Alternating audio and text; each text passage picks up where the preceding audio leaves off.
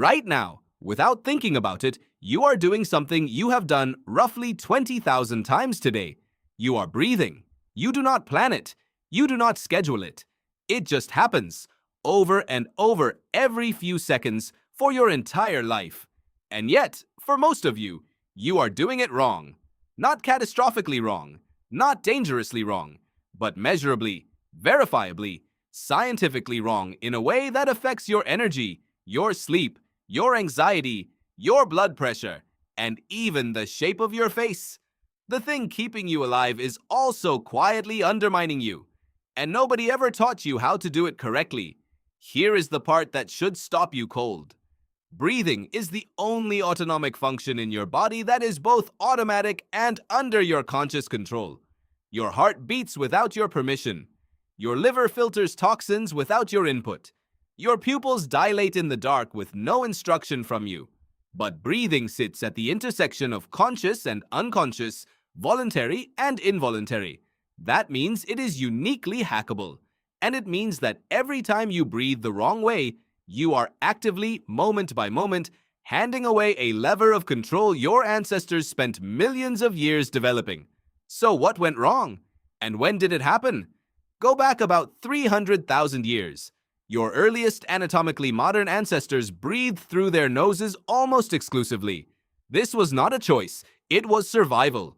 Mouth breathing while running meant drying out. It meant losing moisture in arid climates. It meant making noise that predators could track. The nose was the only sensible option, and the human body was built to reflect that. The nasal passage is, architecturally, a masterpiece. Air enters through two nostrils lined with tiny hairs called cilia that filter out dust, pollen, bacteria, and particles before they ever reach your lungs. The passages then warm and humidify that air, bringing it up to body temperature and saturating it with moisture, so your lung tissue is never shocked or dried by cold, raw air. Deeper inside, the nasal cavity is lined with tissue that produces nitric oxide, a molecule with extraordinary properties that your mouth simply cannot replicate. Nitric oxide dilates blood vessels. It improves oxygen delivery to your cells. It has antifungal, antiviral, and antibacterial effects. When you breathe through your nose, you are dosing every breath with a compound that makes that oxygen work harder once it arrives. When you breathe through your mouth, you bypass all of it. You get raw, unfiltered, unwarmed, nitric oxide-free air dumped directly into your throat. Every single time. Researcher James Nestor spent years documenting the science of breath for his book on the subject, and what he found was disturbing in its simplicity. In one of the studies he cited most heavily, Stanford researchers, including Dr. Jayakar Nayak, conducted an experiment where participants were asked to breathe exclusively through their mouths for 10 days, their nostrils plugged with silicone. The results were not subtle. Every single participant developed sleep apnea. Snoring increased by 4,000%. Blood pressure rose. Cognitive scores dropped. And all of this from 10 days of something that millions of people do habitually, every night, for their entire lives. But why are so many people mouth breathers to begin with? The answer is not laziness. It is evolution moving faster than biology can keep up. For 99% of human history, your ancestors chewed hard food. Roots, tubers, dried meat, raw vegetables, seeds, and fibrous plant matter that required serious mechanical force to process. That chewing built the jaw. It widened the palate. It created broad, roomy nasal passages and left plenty of space for the tongue to rest comfortably against the roof of the mouth. Archaeologist and researcher Daniel Lieberman at Harvard has studied the skulls of ancient humans extensively, and what he found is that pre-agricultural skulls show wide, U-shaped palates and large nasal cavities with teeth that fit perfectly without crowding. Then, about 10,000 years ago, agriculture arrived, and slowly, over generations, food became soft. Grain-based diets, cooking, and processing replaced the mechanical challenge of hard chewing. Jaws began to narrow. Palates became V-shaped instead of U-shaped. Nasal passages compressed. Teeth began crowding because the jaw was no longer wide enough to accommodate them. Orthodontists today spend entire careers correcting a problem that did not meaningfully exist before farming. A narrow palate means a narrower airway. A narrower airway means more resistance, more effort, more likelihood of defaulting to the open mouth, which offers the path of least resistance. The agricultural revolution did not just change what you eat. It quietly, over thousands of years, changed the architecture of your face. And that changed how you breathe.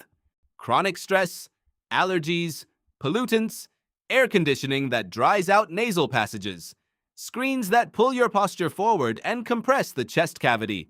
All of it stacks, generation by generation, until you arrive here in the 21st century, where researchers estimate that roughly 50% of people breathe primarily through their mouths, especially during sleep. So what does mouth breathing actually cost you beyond the loss of nitric oxide? The first thing it costs you is oxygen efficiency. This sounds paradoxical. Surely breathing more air means more oxygen, but your body does not work that way. The molecule that releases oxygen from your red blood cells and delivers it to your tissues is called hemoglobin, and it requires carbon dioxide to function. When you breathe too much, too fast, especially through your mouth, you blow off carbon dioxide too quickly. Hemoglobin grips its oxygen tighter. Your tissues become oxygen-starved even as air floods your lungs. This is called the Bohr Effect, described in 1904 by Danish physiologist Christian Bohr, and it is one of the most counterintuitive and well-established principles in respiratory physiology. Slow, nasal breathing preserves carbon dioxide at the right level. It triggers the Bohr effect to work in your favor, releasing oxygen more efficiently to the muscles and the brain. That is why elite endurance athletes in certain traditions train specifically to breathe less, not more. Less air, moving slower, through the nose, accomplishes more than gulping air through an open mouth.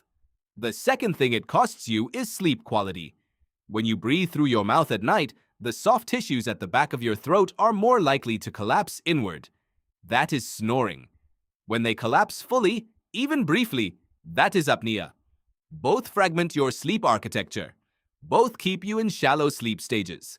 Both reduce the amount of time your brain spends in deep, restorative sleep, the phase where memories consolidate, cellular repair happens, and your glymphatic system clears out the metabolic waste that, when left to accumulate, has been associated with long-term cognitive decline. A bad night's sleep from mouth breathing does not feel like a bad night's sleep. It feels like waking up tired for no reason. It feels like brain fog at 2 in the afternoon. It feels like needing caffeine to feel like yourself. It feels ordinary because it has become ordinary. The third cost is your nervous system. Your nostrils are connected to your autonomic nervous system in a way your mouth simply is not. The right nostril connects preferentially to the sympathetic system, the branch that activates alertness, energy, and the stress response. The left nostril connects preferentially to the parasympathetic system, the branch that activates calm, rest, and recovery. Your body actually cycles between dominant nostrils roughly every 90 minutes in a process called the nasal cycle, orchestrated by erectile tissue inside the nose that inflates and deflates on its own schedule. Pulmonologist and researcher Dr. Mehmet Oz cited studies showing that yogic traditions discovered this asymmetry thousands of years before Western science confirmed it. Alternate nostril breathing practices from ancient India were essentially modulating the nervous system through deliberate nasal control long before anyone understood the neurological mechanism behind it. They had found the lever without being told it existed. Now the twist. Almost none of this is irreversible. Your jaw is not set in permanent concrete after childhood. Orthodontic research over the last 2 decades has shown that the palate retains some capacity for expansion well into adulthood. Myofunctional therapists, a small but growing specialty, train patients to correct tongue posture, meaning where the tongue rests in the mouth, which influences palate width over time. The single most important repositioning you can make is this.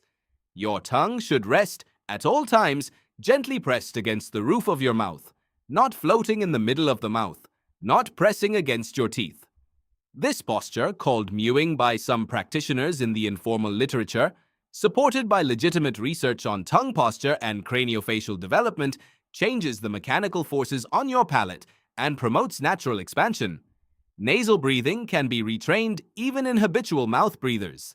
Simple practices: holding the mouth closed deliberately during exercise, taping the lips lightly during sleep as studied in preliminary research by sleep researchers, practicing slow breath protocols like the 5.5-second inhale, followed by the 5.5-second exhale that James Nestor and others have identified as producing the resonant breathing frequency closest to optimal cardiovascular coherence.